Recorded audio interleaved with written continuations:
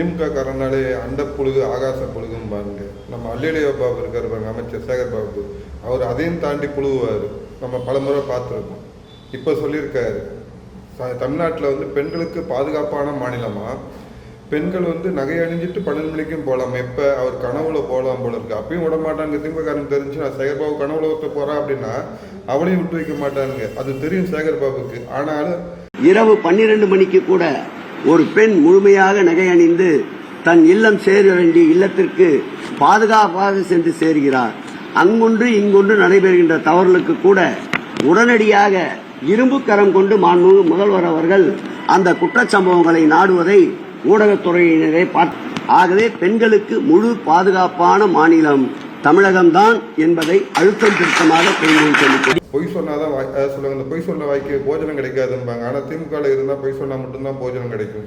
இல்லைன்னா கோபாலபுரத்தில் உட்காந்துட்டு கொத்தடி வேலை பார்க்க முடியாது. அதனால் நாங்கள் போய் பொய் சொல்லிட்டு இருக்காங்க. ஆனால் புழுகும்போது கொஞ்சம் கூட உறுத்தல இருக்க மாட்டேங்கிறது நமக்கு கஷ்டமாக இருக்குது. 2 வயசு குழந்தைய திமுககாரன் வந்து பாலியல் வன்முறை பண்ணி கொலை பண்ணுறான். இதை வச்சுக்கிட்டு சொல்கிற அங்கொன்றும் இங்கொன்றும் மைண்ட் சரி, அது அங்கொன்றுமே விட்டுருவோம். அண்ணா யூனிவர்சிட்டியில் ஒரு பெண் வந்து கதற பண்ண அந்த யார் அந்த சார் இன்னைக்கு வரைக்கும் அந்த யார் அந்த சாராக தான் இருக்குது.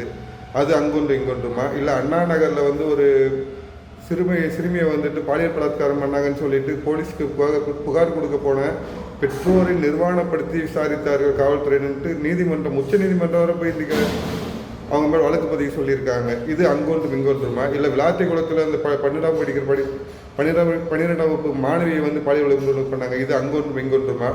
இல்லாட்டினா இங்கே 75 வயசு கிழவி 70 வயசு கிழவி மூதாட்டியை வந்து வன்புணர்வு பண்ணியிருக்காங்க. அது வந்து அங்கொன்றும் இங்கொன்றுமா? எதை சொல்கிறார் சேகர் பாபுன்னு தெரியல. எதை சொல்கிறாங்க, அவனுக்கு நடக்காத வரை எல்லாமே நல்லா அப்படிதான் இருக்கும் அப்படின்ற மாதிரி சேகர் பாபு வீட்டுக்கு நடக்காத வரை இப்படி தான் இருந்துட்டு இருக்கும் போல இருக்குது. ஏன்னா இவருக்கு அவர் பொண்ணு அந்த கூட ஓடி போக சொல்ல அவர் வீட்டில் எதுவும் நடக்காத வரை வந்து அவருக்கு வந்து அங்கொன்றும் இங்கொன்றும் தான் நிகழும்னு நினைக்கிறேன். நான் திமுக காரனால குழந்தைங்க முதற்கொண்டு அழுது மிஞ்சலாம் பூச்சாண்டியை காமிச்சு குழந்தைய மிரட்டிட்டு இருந்தாங்க. இப்போ போனால் திமுக வரான்னு சொல்லிட்டு மிரட்டுறாங்க. அந்த அளவுக்கு போயிட்டு இருக்கு. உட்காந்து சொல்கிற அங்கொன்றும் இங்கொன்றும் ஆயிட்டு. சரி, இவங்க தான் அப்படி இருக்காங்க. இவங்களோட ஆதரவு பெற்ற அந்த கட்சிக்காரன் பார்த்தீங்கன்னா இவன் நம்ம ராசா இந்து பெண் விபச்சாரி அப்படின்னாரு.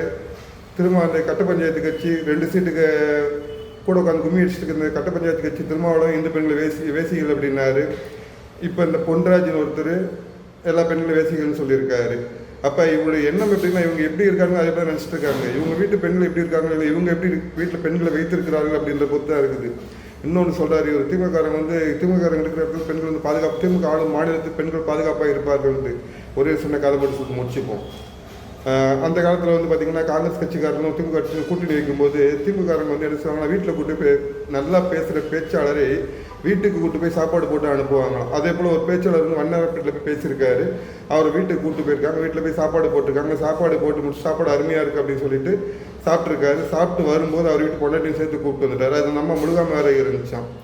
அதுக்கப்புறம் வந்து நம்ம இந்த இது ஜவஹர்ஷ்ணு பத்திரிகையில் வந்து வந்துச்சான். இப்படி வந்து பொதுப்பணித்துறை அமைச்சராக இருக்கிற ஒரு பேர் வந்து கணவன் போட்டிருக்குது, அது இவளுக்கு மனைவி பேர் இப்படி போட்டிருக்குது, இவங்களுக்கு ஒரு குழந்தை பிறந்திருக்குது அப்படின்னு சொல்லிட்டு ஜவஹர்ஷ்ணு பத்திரிகையில் எழுதியிருக்காரு சுப்பிரமணியன் ஒரு பத்திரிகை ஆசிரியர். அந்த பத்திரிகை ஆசிரியரை வந்து இப்போ எங்கே போனால் என்னன்னு அப்பயே தெரியாமல் போயிடுச்சு. அந்த அமைச்சர் யாருன்னா வருங்காலத்தில் அப்புறம் தான் முதலமைச்சராக இருந்தார். அவரோட பிள்ளைங்களை இன்னும் ஆட்சி செஞ்சுட்டு இருக்காங்க. நமக்கு எதுக்கு ஊரும்பு, இது நமக்கு தேவையில்லாத விஷயம். என்ன நம்ம எப்பயும் போல் இந்த திமுக சொல்ல நம்புவோம். பெண்கள் வந்து பாதுகாப்பாக தான் இருக்காங்க. யார் வீட்டு பெண்கள் பாதுகாப்பாக இருக்காங்கன்னா திமுகவில் இருக்கு.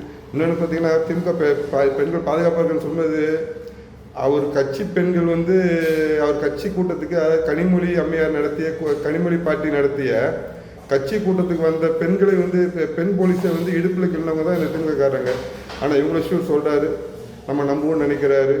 நம்ம என்ன 200 ரூபா கொத்தடி மேலே இது முரசொலி பறிக்கிற முட்டா பேசுங்களா, இதெல்லாம் நம்பிட்டு போகிறதுக்கு போங்கடா.